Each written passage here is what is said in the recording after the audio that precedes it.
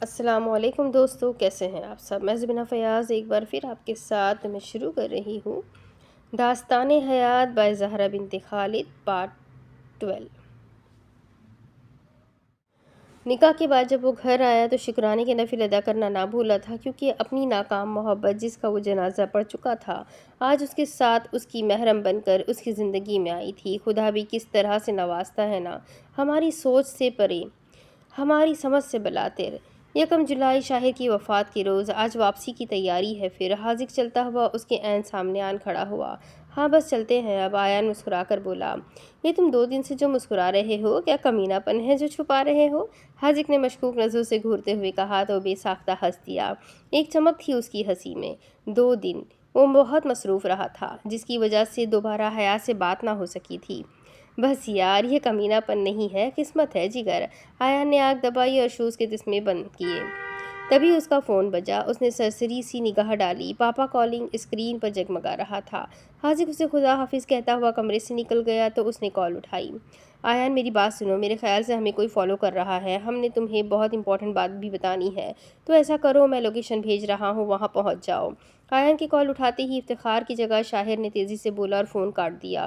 Hello. اتنی اجلت پر اسے پریشانی ہوئی تھی، دن کے 10 بھی نہیں بجے اور یہ لوگ کدھر ہے بھلا؟ آیان سوچتے ہوئے گاڑی کی چابی اور والیٹ سنبھالتا نکلا تھا اور ساتھ ہی موبائل پر لوکیشن دیکھنے لگا۔ وہ 20 منٹ کی ڈرائیو کے بعد مطلوبہ جگہ پہنچا۔ افتخار اور شاہر پہلے ہی موجود تھے۔ وہ ایک سنسان علاقہ تھا اور یہی شاہر لوگوں نے غلطی کی تھی۔ اگر کوئی آپ کو فالو کر رہا ہے تو کسی سنسان علاقے میں جانے کی بجائے انسان کو بھیڑ میں جانا چاہیے۔ آیان گاڑی کا دروازہ بند کرتا ہوا ڈرائیونگ سیٹ سے نکلا ہی تھا کہ شاہر نے کال کر کے اسے اپنی گاڑی میں آنے کا کہا۔ وہ چلتا ہوا ادھر ادھر نگاہیں دوڑا رہا تھا۔ دور اسے عمیر کی کرولا نظر آئی جو سڑک کے دوسری جانب تھی۔ وہ ابھی سڑک پار کرنے ہی والا تھا کہ مخالف سمت سے ٹرک آیا اور افتخار یا شاہر کے کسی بھی عمل سے پہلے ہی وہ گاڑی کو ایک زبردست جھٹکے سے دور گرا گیا۔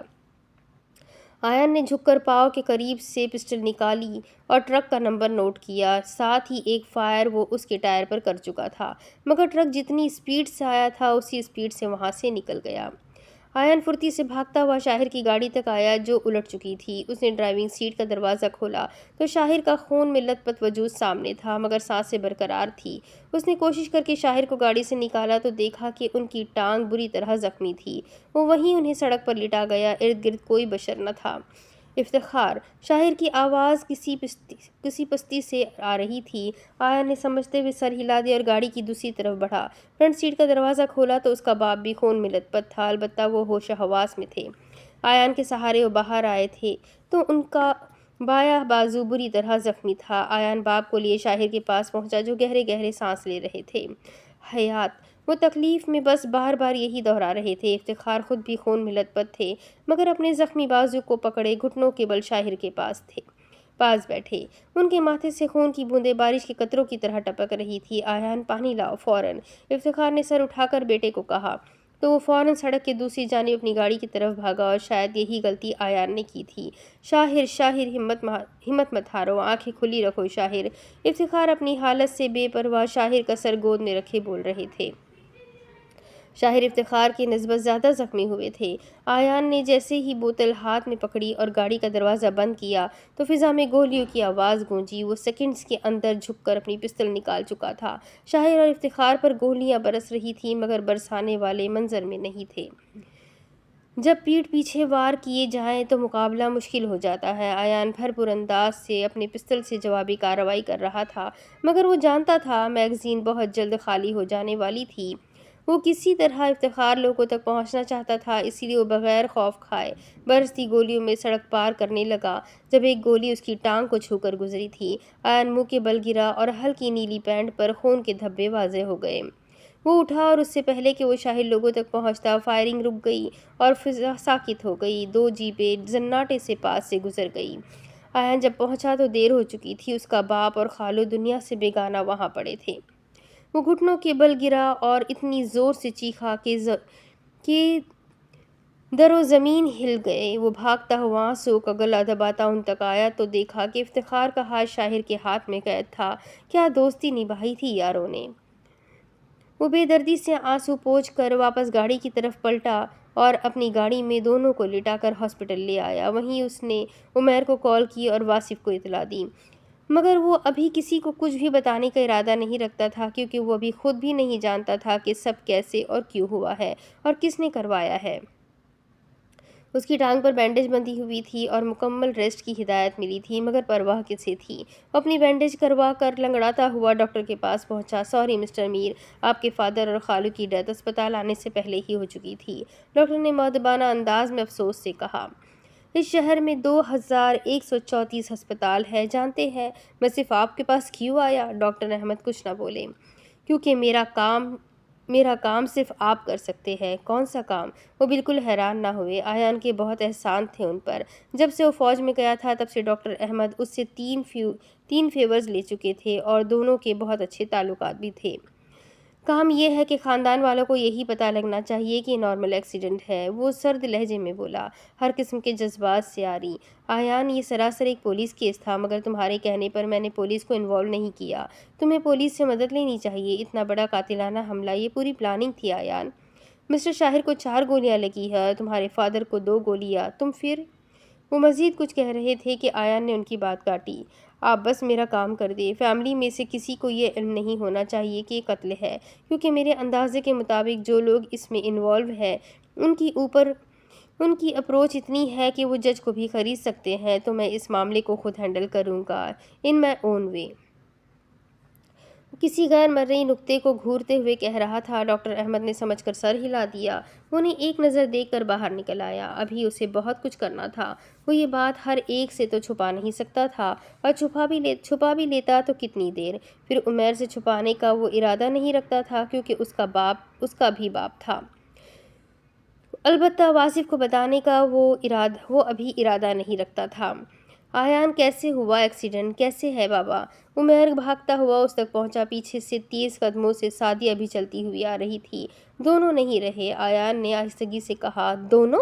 سعدیہ نے ناسمجھی اور اضطراب سے اسے دیکھتے ہوئے کہا، کیونکہ عمیر کو اس نے افتخار کے ایکسیڈنٹ کے بارے میں اطلاع نہیں دی تھی، اور اسی طرح واصف کو شاہر کے ایکسیڈنٹ کی اطلاع نہیں دی تھی۔ اس سے پہلے وہ کچھ بولتا تبھی واصف اور نفیسہ وہاں پہنچے تھے۔ آیان، پاپا کیسے ہے؟ کیسے ہوا ایکسیڈنٹ؟ دونوں نہیں رہے، آیان نے وہی جواب دیا۔ کیا کہہ رہے ہو تم؟ نفیسہ نے ناسمجھی اور اضطراب سے کہا۔ پاپا اور خالو نہیں رہے، آیان نے اب کی بار تھوڑے یقین دلانے والے لہجے میں کہا تھا۔ کیا بکواس ہے یہ سب؟ ایسا کیسے ہو سکتا ہے؟ واصف چیخا تھا۔ آس پاس کے لوگ افسوس سے انہیں دیکھنے لگے۔ نفیسہ اور سعدیہ تو ششدر کھڑی تھی اور عمیر تو چپ سا ہو گیا تھا۔ میرے باپ کا جنازہ میر ہاؤس سے ہی اٹھے گا، اور میں فون کر چکا ہوں عمر کو، 2 قبریں ساتھ ساتھ بنوا دے، اور جنازے کا ٹائم عصر کے بعد ہوگا۔ شاہر خالو کو زیادہ دیر نہیں رکھ سکتے، کیونکہ ان کی حالت زیادہ کریٹیکل تھی، تو ان کا جنازہ ظہر کے بعد ہوگا۔ آیان سرد لہجے میں بغیر کسی تاثر کے بول رہا تھا۔ تم کیا بکواس کیے جا رہے ہو؟ واصف نے غصے سے کہا۔ دماغ یہ چیز قبول نہیں کر رہا تھا۔ یہ بکواس نہیں ہے، وقت کا تقاضا ہے، آیان نے کہا تو واصف اسے تعصب سے دیکھنے لگا۔ عمیر، مجھے تم سے بات کرنی ہے، اور خالہ ابھی گھر والوں کو کچھ مت بتائیے گا۔ گھر والوں سے مراد سب جانتے تھے کون؟ واصف بھائی، آپ ذرا ہسپتال کے معاملات دیکھ لیں، اور ڈاکٹر احمد کے علاوہ کسی کے پاس بھی جانا بیکار ہے۔ آیان کہتا ہوا خاموش کھڑے عمیر کے پاس آیا اور اسے لے کر ہسپتال کے گارڈن میں آ گیا۔ عمیر، میں تمہیں جو باتیں بتانے جا رہا ہوں بہت صبر اور ہمت سے سننا۔ میں تمہیں ایک ایسے راز میں شریک کرنے جا رہا ہوں جو خالو، پاپا اور میرے علاوہ کوئی نہیں جانتا۔ خالو اور پاپا کا ایکسیڈنٹ نہیں، قتل ہوا ہے، آیان نے بغیر تمہید باندھے کہا تھا، جبکہ عمیر کو 200 واٹ کا جھٹکا لگا تھا۔ واٹ؟ آیان، تم کیا کہہ رہے ہو؟ تم ہوش میں تو ہو؟ میرے بابا اور خالو کو کوئی کیوں مارے گا؟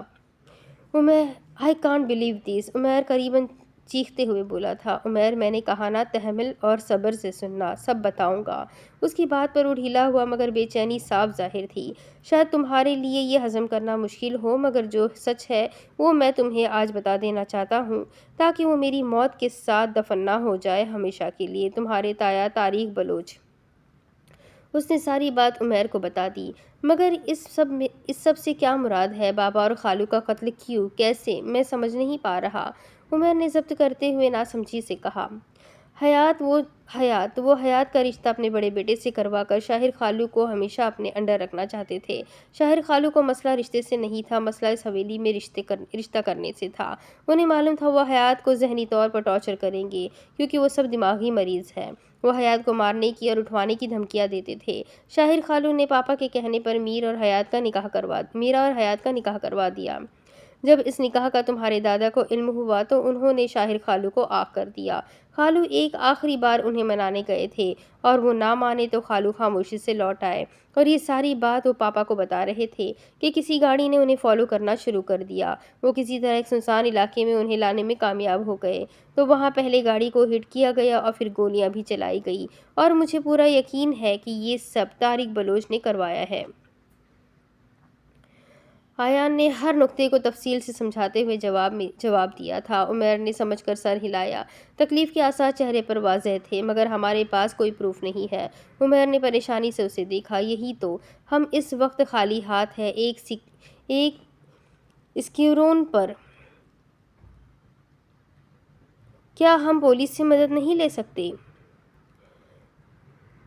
عمیر نے بے چینی سے استفسار کیا۔ نہیں، تمہارے تایا کی اپروچ بہت اوپر تک ہے۔ میں اس معاملے کو خود ڈیل کروں گا مگر بہت وقت لے گا۔ خفیہ طور پر سب کرنا ہوگا اور تمہیں مجھ پر بھروسہ رکھنا ہے کیونکہ اب ایک نئی جنگ شروع ہونے کو ہے۔ آیان نے خون برساتی آنکھوں سے کہا تھا۔ مجھے کیا کرنا ہوگا؟ عمیر نے گہری سانس بھرتے ہوئے کہا۔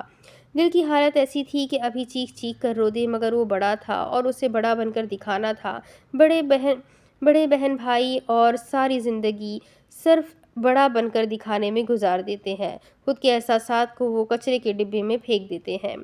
تمہیں صرف خاموش رہنا ہوگا کیونکہ وہ لوگ مجھے مارنے کی کوشش لازماً کریں گے اور اگر میں مر جاتا ہوں تو تمہیں اس راز کو کسی بھروسے مند انسان تک منتقل کر کے اس پر کوشش کرنی ہوگی۔ طارق بلوچ کو وہاں پر لا کر ماروں گا جہاں اس کی سوچ ختم ہو رہی ہوگی۔ آیان نے ضبط کرتے ہوئے مٹھیاں بھیج کر لبوں پر رکھی تھی۔ مگر اس سب میں افتخار خالو کا کیا قصور تھا؟ عمیر کو دکھ ہو رہا تھا اور بہت زیادہ ہو رہا تھا۔ ایک ساتھ دو انتہائی انمول رشتے وہ کھو چکا تھا۔ شاہر خالو کے سب سے بڑے رازدار پاپا ہی تھے اور طارق بلوچ یہ جانتا تھا، اسی لیے اس نے ہر راز کو دفنانے کے لیے پاپا کو بھی نہ چھوڑا۔ عمیر نے سمجھ کر سر ہلایا۔ اس کا انگ انگ تکلیف میں مبتلا تھا۔ آیان، عمیر نے کچھ یاد کرتے ہوئے اسے پکارا جو نہ جانے کیسے خود پر ضبط کیے بیٹھا تھا۔ آیان نے سوالیہ آئیبرو اٹھائی۔ حیات کو کیسے سنبھالیں گے؟ وہ بہت زیادہ جذباتی ہے پاپا کے معاملے میں اور خالو کو تو وہ بابا کی جگہ سمجھتی ہے۔ عمیر نے کہا تو آیان کچھ دیر سوچ میں مبتلا ہو گیا اور پھر بولا، وقت و حالات کا تقاضا ہے کہ حیات کو پاپا کی موت کا نہ بتایا جائے۔ آیان نے ٹھنڈے لہجے میں کہا، اسی چیز کی تو سب سے زیادہ فکر تھی اسے، یہ تو بہت غلط ہے۔ ایسی باتیں نہیں چھپتی، عمیر نے کہا تو آیان نے نگاہیں اٹھائی۔ چھپائیں گے یہی بہتر ہے، دو اموات کا صدمہ وہ نہیں سہ سکتی، اسپیشلی وہ ایسی اموات جو اس کے سب سے قریب ہو۔ آیان نے کہا تو عمیر نے سر ہلا دیا۔ تبھی واصف ان تک آیا۔ آیان، ڈاکٹر احمد بلا رہے ہیں۔ واصف رندے ہوئے لہجے میں بولا، جی اچھا۔ وہ کہتا ہوا اندر چلا گیا۔ وہ چھوٹا تھا مگر بڑا ہونے کا ثبوت دے رہا تھا۔ 3 گھنٹے بعد دو میتیں الگ الگ راہوں پر چل پڑی۔ دو خاندانوں کے سربراہ چھن گئے۔ وہ دو اموات نہیں تھی، وہ 2 خاندانوں کے زوال کا وقت تھا، آزمائش کا وقت تھا۔ آیان کے کپڑے خون سے بھرے ہوئے تھے سو وہ واصف کے کہنے پر کپڑے بدلنے گھر گیا تھا اور تبھی اس کے باپ کی میت بھی گھر آئی تھی۔ چونکہ جنازہ پہلے شاہر ولا سے اٹھنا تھا تو آدھے لوگ شاہر ولا تھے اور جو لوگ شاہر ولا تھے انہیں افتخار کی موت سے لا علم رکھا گیا تھا۔ حیات کی حالت کا سوچ کر وہ تشویش میں مبتلا تھا۔ ہر ایک کو جیسے چپ ہی لگ گئی تھی۔ شاہر ولا اور میر ہاؤس میں قیامت کا سماں تھا اور ساری پریشانی میں بھی اسے حیات یاد تھی۔ وہ جب شاہر ولا پہنچا تو میت کو گھر سے باہر نکالا جا رہا تھا۔ اس نے فوراً کاندھا دیا تھا، ایک نظر دیکھا ضرور تھا مگر ہجوم ہونے کی وجہ سے وہ نظریں موڑ گیا۔ شاہر کی نماز جنازہ کے بعد افتخار کا جنازہ تھا اور عصر کی نماز ادا کر کے اس نے باپ کا جنازہ بھی کاندھوں پر اٹھایا تھا۔ تدفین کے بعد جب سب لوگ لوٹ گئے تو آیان آنے کا کہہ کر دوبارہ قبروں کی طرف لوٹا تھا۔ آپ نے بتا دیا پاپا کہ آپ کو اپنی دوستی سے زیادہ کچھ عزیز نہیں تھا۔ ایسے کوئی کرتا ہے؟ خالو، آپ تو میرے دوست تھے مگر پھر بھی کسی نے میرا نہیں سوچا کہ کیسے میں اپنی زندگی کی عزیز ترین ہستیوں کو اپنے ہاتھوں سے قبر میں اتاروں گا۔ کیا بیتی ہے مجھ پر اپنی عزیز ہستیوں کو کفن میں لپٹا دیکھ کر۔ پاپا اور خالو، مجھے آپ سے ہمیشہ یہ گلہ رہے گا کہ آپ لوگوں نے مرتے دم تک صرف دوستی ہی نبھائی، ہمارا نہ سوچا۔ پھر وہ زاروں قطار روتے ہوئے دونوں قبروں کی نم مٹی پر ہاتھ پھیر رہا تھا۔ دونوں قبروں کے پاؤں کی طرف بیٹھے، وہ دایاں ہاتھ باپ کی قبر پر اور بایاں ہاتھ دوست جیسے خالو کی قبر پر پھیر رہا تھا۔ تبھی اس کا موبائل وائبریٹ ہوا۔ وہ پہلے ہی ایمرجنسی میں چھٹی اپلائی کر چکا تھا۔ وہ اٹھا اور قبرستان سے نکل کر بے دردی سے آنسو پوچھے، گاڑی میں بیٹھ کر خود کو کمپوز کیا اور دوبارہ آنے والی کال اٹھائی۔ آیان، حیات چوتھی بار بے ہوش ہو چکی ہے، اس بار ہوش نہیں آ رہا، میں ہسپتال لے کر آیا ہوں اسے، تم یہیں پہنچ جاؤ۔ عمیر کی بات سن کر ایک لمحے کو آیان کی سانسیں تھمی تھی۔ اسی سب سے وہ ڈر رہا تھا۔ وہ عزیز رشتے دو کھو چکا تھا، اب مزید وہ کسی کو کھونے کی ہمت نہیں رکھتا تھا۔ وہ رش ڈرائیونگ کرتا ہسپتال پہنچا تھا، گاڑی سے نکلا اور بھاگتا ہوا ریسیپشن پر پہنچا۔ پھر وہیں عمیر مل گیا جو اسے لیے ICU کے سامنے پہنچا۔ پھر سے ایک اذیت سے وہ گزر رہا تھا۔ وہ کیسی ہے؟ اس نے مدھم آواز سے پوچھا اور چلتا ہوا دروازے تک پہنچا۔ نروس بریک ڈاؤن ہوا ہے، بہت زیادہ اسٹریس کی وجہ سے، انڈر آبزرویشن ہے، حالت کریٹیکل ہے، اللہ خیر کرے بس، عمیر آنکھوں میں آنسو لیے اسے بتا رہا تھا۔ وہ ICU کے گول شیشے سے نالیوں میں لپٹے وجود کو دیکھ رہا تھا اور ضبط سے کھڑا تھا۔ میرے اللہ، آپ نے پاپا اور خالو کو لے لیا، وہ امانت تھے اور ایک نہ ایک دن لینا ہی تھا، مگر اب ہم سب کو صبر عطا فرما اور میری مزید آزمائش نہ کر میرے رب، میری حیات کو مجھ سے مت لینا، میں اپنی حیات کو نہیں کھونا چاہتا، یا رب کوئی معجزہ کر دے اور میری حیات کو بچا لے۔ وہ مالک حقیقی کے سامنے سجدہ ریز تھا۔ آنسو پوچھ کر وہ ہسپتال کے پریئر ایریا سے نکلا اور بے تاثر چہرے سے اپنے پورے خاندان کو دیکھنے لگا۔ بڑے سے لے کر ہر چھوٹا فرد شاہر ولا اور میر ہاؤس کا وہاں موجود تھا۔ آیان نے سب کو ایک نظر دیکھا اور کچھ سوچ کر عمیر کو اشارہ کیا تو جواباً عمیر کھنکارا اور گویا ہوا۔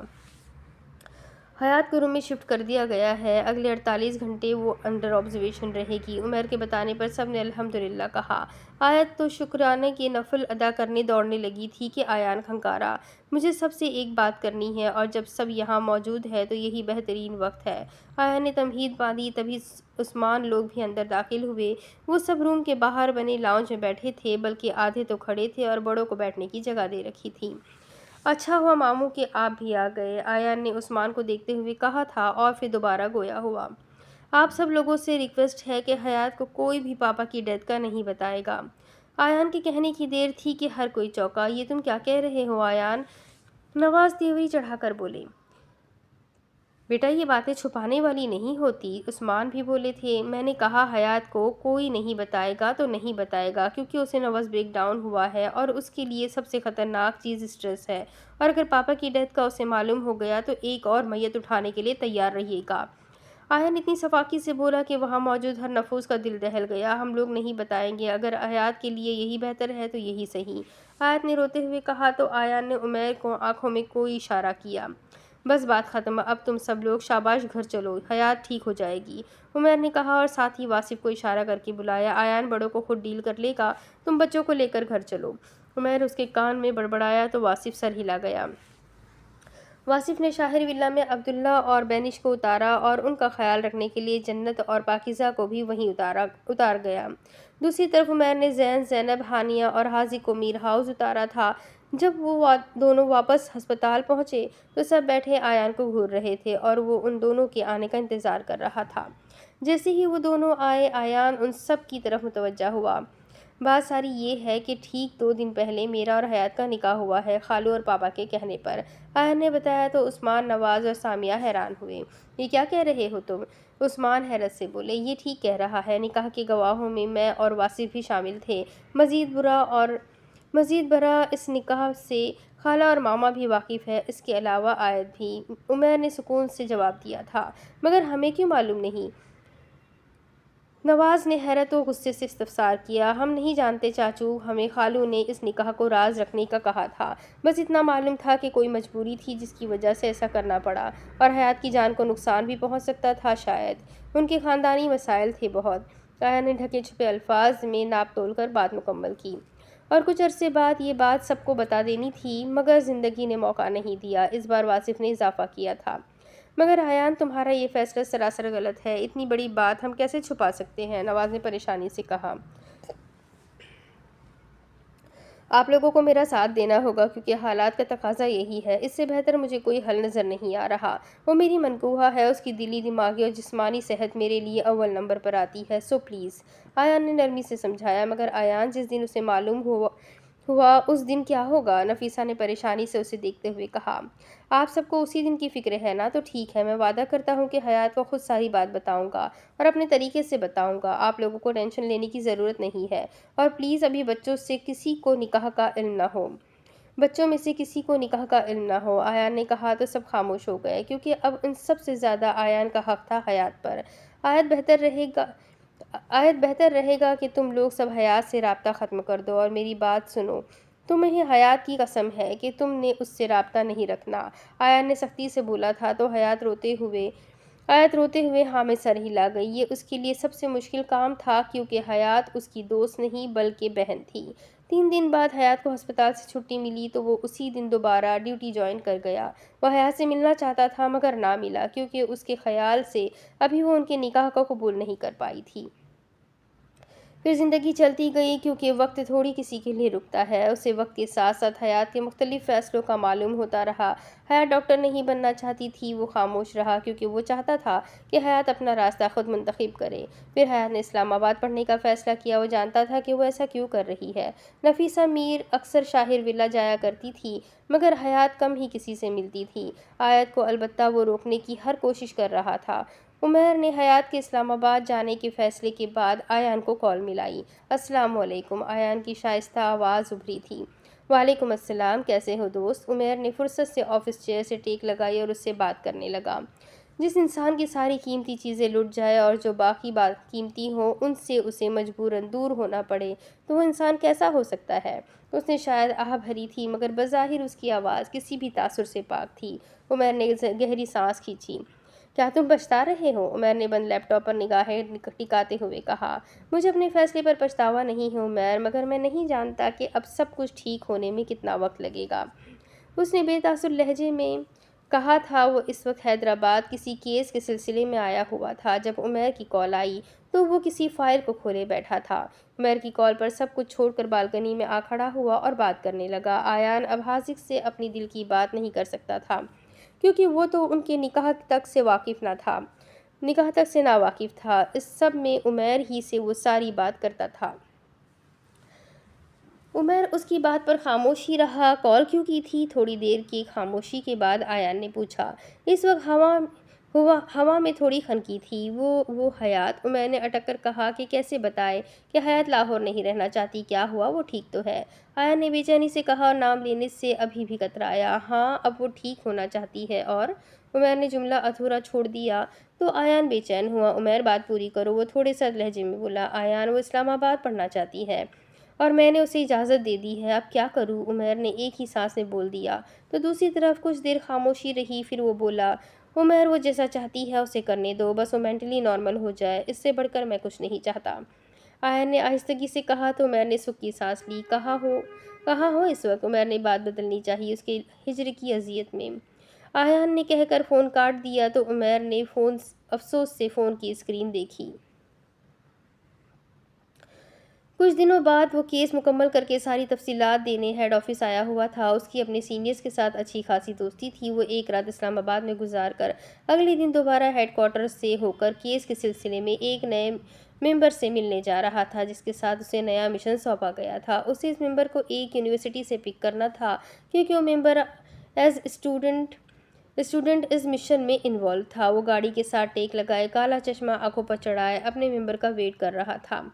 تبھی اس کے موبائل پر کال آئی۔ یہ وہ موبائل تھا جو مشنز وغیرہ پر آن ہوتا تھا۔ اس نے کال اٹھائی تو دوسری طرف سے آواز ابھری، کیپٹن آیان میر۔ اس کے کہنے پر آیان نے جواباً کہا، یس۔ آیان نے آواز پر غور ہی نہ کیا تھا۔ ویئر آر یو کیپٹن میر؟ اس سے پہلے کہ آیان اسے اپنی لوکیشن بتاتا، وہ دوسری طرف وہ جلدی سے بولا، اوکے، آئی گاٹ یو۔ یہ کہہ کر فون کاٹ دیا گیا۔ سامنے سے ایک نوجوان چلتا ہوا آ رہا تھا۔ آیان کی جیسے ہی نظر پڑی تو حیران ہوتے ہوئے جلدی سے آنکھوں سے چشمہ ہٹایا۔ تو؟ حیرت سے کہا تو دوسرا نفوس ہنس دیا۔ کیسے ہو کیپٹن آیان؟ وہ قریب آ کر کان کے قریب جھک کر بولا۔ آیان نے اسے سر تا پیر دیکھا، جو بلو جینز کے ساتھ بلو ہی شرٹ پہنے ہوئے تھا، جس کے بٹن کھلے تھے اور اندر سے سفید شرٹ نظر آ رہی تھی۔ وہ کیسے نہ پہچانتا اسے؟ کیسا لگا میرا سرپرائز؟ ایان ابھی تک حیران تھا۔ عمر، وہ کہہ کر اس کے گلے لگا۔ عمر نہیں، کیپٹن عمر جہانگیر، وہ شوق لہجے میں بولا تو ایان ہنس دیا۔ عمر اور ایان ٹریننگ کے دوران اکٹھے تھے۔ عمر کے شوق پن اور حس مزاح کے عوض ایان کو وہ ہمیشہ حاذق سا لگتا تھا۔ اس طرح عمر اور ایان کی دوستی ہو گئی تھی۔ ٹریننگ کے بعد دونوں کی دوستی تو رہی، مگر دونوں الگ الگ جگہ پر الگ الگ مشنز پر لگا دیے گئے۔ ٹریننگ کے کچھ عرصے تک ان کا آپس میں رابطہ تھا، مگر شاہر اور افتخار کی وفات کے کچھ ہفتوں بعد دونوں کا رابطہ مکمل طور پر ختم ہو گیا تھا۔ وجہ دونوں کی الگ الگ جگہ پر پوسٹنگ تھی۔ اب قسمت نے انہیں دوبارہ ملوایا تھا، مگر اس ملاقات سے عمر آگاہ تھا۔ ایان کے لیے یہ ملاقات سرپرائز تھی۔ ایان خوشی سے اپنے بچھڑے ہوئے یار کو دیکھ رہا تھا۔ ابھی وہ کچھ بولنے ہی لگا کہ ایان کی نظر عمر کے پیچھے پڑی جہاں وہ تھی۔ ایان کے چہرے کی مسکراہٹ ایک دم غائب ہوئی، جسے عمر نے بخوبی نوٹ کیا اور ایان کی نگاہوں کے تعاقب میں مڑ کر دیکھا۔ اس سے پہلے کہ عمر پورا مڑتا، ایان نے عمر کو گردن سے پکڑ کر سیدھا کیا اور اس کے ساتھ خود بھی رخ موڑ گیا۔ دیکھنا تو دیکھ کون ہے، عمر نے کرہ کر کہا، کیونکہ ابھی تک عمر کی گردن عمیر کے ہاتھ میں تھی۔ بکواس بن کر ذرا دور ہٹ۔ اتنے میں گاڑی پاس سے گزر گئی تو ایان نے عمر کی گردن چھوڑی۔ عمر نے حیرت سے اسے دیکھا۔ کیا ہوا ہے تجھے؟ کون تھا جسے دیکھ کر سٹی گم ہو گئی؟ عمر نے واقعی حیرت سے کہا اور اپنی چھوٹی آنکھیں گھمائی۔ ایان نے ایک نظر عمر کو دیکھا، جو ان کے نکاح کو جانتا تھا اور باقی بھی ہر حالات سے واقف تھا، کیونکہ شاہد لوگوں کے کیس میں عمر ہی اس کی مدد کرنے والا تھا۔ پھر ایان نے ایک نظر گاڑی کے تعاقب میں دیکھا جو بہت دور جا چکی تھی۔ عمر کے دماغ میں کلک ہوا۔ اتنا تو وہ دیکھ ہی چکا تھا کہ وہ کوئی لڑکی تھی، مگر کون؟ جو گزری ہے وہ بھابھی تھی، ہے نا؟ ایان نے ایک نظر عمر کو دیکھا اور گاڑی کا دروازہ کھول کر ڈرائیونگ سیٹ پر بیٹھ گیا۔ عمر بھاگ کر فرنٹ سیٹ پر بیٹھا تو ایان نے گاڑی آگے بڑھا دی۔ ایان، وہ بھابھی تھی نا؟ عمر کا بھابھی کہنا اسے اچھا لگا تھا تو وہ نارمل ہوتا مسکرا دیا۔ ایان ایک آسودہ مسکراہٹ، ہاں، یک لفظی جواب۔ یہاں؟ عمر جانتا تھا وہ لاہور میں رہتے ہیں، ایڈمیشن کروانے۔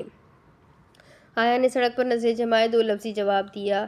اور اس یونیورسٹی میں؟ عمیر نے حیرت سے پوچھا۔ ظاہر سی بات ہے، اس بار وہ زچ ہو کر بولا۔ ایان، ہمارا آدھا مشن اس یونی سے لنک رکھتا ہے، عمر نے اسے یاد کروایا۔ اس لیے ابھی سے بتا رہا ہوں کہ یہ آدھا حصہ تم کرو گے، ایان نے سرد لہجے میں کہا تو وہ عمر خاموش ہو گیا۔ اس نے کتنی دیر بعد اپنی منکوہا کو دیکھا تھا، اور جو اس وقت دل کی حالت تھی، وہ نہیں چاہتا تھا کہ اس کے پرسنل مسائل کی وجہ سے مشن پر کوئی اثر پڑے۔ سچ تو یہ تھا کہ وہ بار بار حیات کا سامنا کر کے اپنے دل کو کیسے سنبھالتا۔ وہ صرف اس کی کزن اور دوست ہوتی تو اور بات تھی، اب وہ اس کی منکوہا تھی اور وہ اپنی وجہ سے اس پر کوئی مشکل بھی نہیں لانا چاہتا تھا۔ وہ سکون کے لیے لاہور چھوڑ رہی تھی تو وہ اسے اس کے سکون کے لیے اکیلا چھوڑ رہا تھا۔ وہ نہیں جانتا تھا کہ حیات نے ان کے رشتے کو قبول کیا ہوگا یا نہیں، وہ بس اتنا جانتا تھا کہ اسے حیات سے محبت ہو گئی تھی۔ آج سے نہیں، تب سے جب پہلی بار اسے دیکھ کر اس کے دل نے بیٹ مس کی تھی۔ ہاں، ایان نے اس وقت سے یہ بات قبول نہیں کی تھی، مگر اب وہ قبول کر رہا تھا۔ اپنے اپارٹمنٹ میں آ کر عمر فریش ہونے چلا گیا تو ایان نے عمیر کے لیے میسج چھوڑ دیا۔ گھر پہنچ کر صبح سے پہلے رابطہ کرنا، وہ میسج کر کے خود بھی فریش ہونے چل دیا۔ وہ کس فیلڈ میں جانا چاہتی ہے؟ ایان بالکنی میں کھڑا کافی کا مگ ہاتھ میں تھامے عمیر سے پوچھ رہا تھا۔ عمر لیپ ٹاپ سامنے رکھے کام کرنے میں مصروف تھا۔ رات کے 1 بجے کا وقت تھا۔ لاء، عمر نے کہا تو ایان کے تیور چڑھے۔ باقی فیلڈز ختم ہو گئی تھی کیا جو اسے لاء جیسی فیلڈ کو چوز کرنا پڑا؟ ایان کو جیسے یہ فیصلہ پسند نہ آیا تھا۔ تم نے خود کہا تھا کہ اس کی خواہش کا احترام کیا جائے، عمیر نے جواباً مسکرا کر چھیڑا تو اس کا حلق تک کڑوا ہوا۔ اگر وہ اس میں خوش ہے تو مجھے کوئی مسئلہ نہیں، ایان نے کہہ کر رابطہ منقطع کر دیا اور چلتا ہوا عمر کے پاس صوفے پر آ بیٹھا، ٹیبل پر موبائل رکھا اور اپنا لیپ ٹاپ آن کیا۔ تمہیں لاء کی فیلڈ سے مسئلہ ہے؟ عمر نے لیپ ٹاپ پر نظریں جمائے اس سے پوچھا تو ایان نے ایک نظر عمر کو دیکھا اور گویا ہوا، مسئلہ لاء سے نہیں ہے، مسئلہ یہ ہے کہ ہمیں جو مشن ملا ہے اس کا ٹوٹل لنک لاء ڈپارٹمنٹ سے ہے، تم بھی بہتر جانتے ہو، ایان نے جل کر کہا تو عمر نے اپنی مسکراہٹ دبائی۔ عمر جانتا تھا کہ ایان ابھی حیات کا سامنا نہیں کرنا چاہتا، کیونکہ ایان اور حیات دونوں کو وقت چاہیے تھا، حیات کو سب سیکھنے میں اور ایان کو بہتر مستقبل کے لیے۔ اب اس کے آگے کی کہانی میں آپ کو اگلی قسط میں سناتی ہوں کہ آگے کیا ہوگا، آگے اور کیا راز چھپے ہیں اور کیسے ہوگا اس کہانی کا کیا ہوگا انجام۔ یہ جاننے کے لیے میرے ساتھ بنے رہیں، چینل کو سبسکرائب کر لیں، بیل آئیکن کو ضرور دبا دیں، اپنے کانٹیکٹس میں ناول کو ضرور شیئر کریں، کمنٹ کر کے مجھے ضرور بتائیں کہ آپ کو ناول کیسا لگ رہا ہے۔ تو ملتے ہیں اگلی ویڈیو میں، تب تک کے لیے اپنا خوب سارا خیال رکھیں، مجھے بھی دعاؤں میں یاد رکھیں۔ اللہ حافظ۔